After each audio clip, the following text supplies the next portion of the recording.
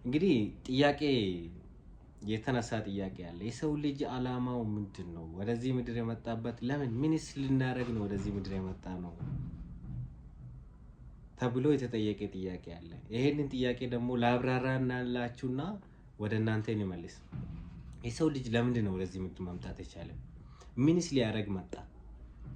ከየትስ መጣ? መጥቶስ ደግሞ የሆነ ጊዜያቶችን አሳልፎ ይሄዳል። ለምንስ? ምን ሊያደርግ ነው? የት ነው የሚሄደው? በህይወታችን ውስጥ ወደዚህ ምድር ከመጣን በኋላ አንድ ሰው ይወለዳል። ከተወለደ በኋላ ያድጋል፣ ይማራል፣ ይመረቃል፣ ያገባል፣ ይወልዳል። ከዛም በኋላ ልጆችን ያሳድጋል፣ ያረጃል፣ ይሞታል፣ አለቀ በቃ። በዚህ ማት ውስጥ ከባባድ ቻሌንጆችን ያሳልፋል፣ ከባባድ ውጣ ውረዶችን ያሳልፋል። ይሄንን ሁሉ ዋጋ የሚከፍል መጥቶ ለመሄድ ይሄንን ሁሉ ዋጋ የሚከፍል ከሆነ ምንድነው አላማ? ፐርፐዙ ምንድነው? ማለት ይሄንን ሁሉ ዋጋ የሚከፍልበት ዋና ቁም ነገሩ ምንድነው? ዋና ቁም ነገሩ ምንድነው? ያቺን ነው ጥያቄው ማለት ነው።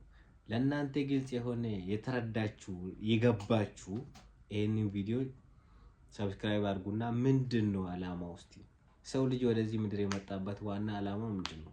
ምንስ ሊያደርግ ነው መጣ? ከየትስ መጣ? ምንስ ሊያደርግ ነው መጣ? ከዛስ ወዴትስ ነው የሚሄደው? አንድ በህይወታችን ውስጥ አላማችን ካላወቅ ነው እዚህ ምድር ላይ የመጣንበት ተልከን ነው መጣ ነው የመጣንበት አላማውን ካላወቅ ነው ህይወት አሰልቺ ትሆናለች። ውጣ ውረድ ከባድ ይሆናሉ። ተስፋ መቁረጥ ይበዛል። እነዚህ ውጣ ውረዶች ውስጥ ደግሞ አልፈን መሻገር የምንችለው ራሳችን አዳምጠን አልፈን መሻገር የምንችለው አላማችን ስናቅ ነው። የመጣንበትን አላማ ስናገኝ ነው። ያ ስናገኝ ነው መሻገር የምንችለው። ብዙዎቻችን በህይወታችን ውስጥ ብዙ ነገር መቀየር የምንችለው።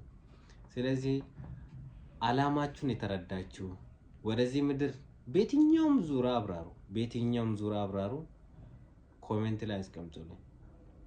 ፓርት 2 እንሰራለን ማለት ነው። ወዳችኋለሁ።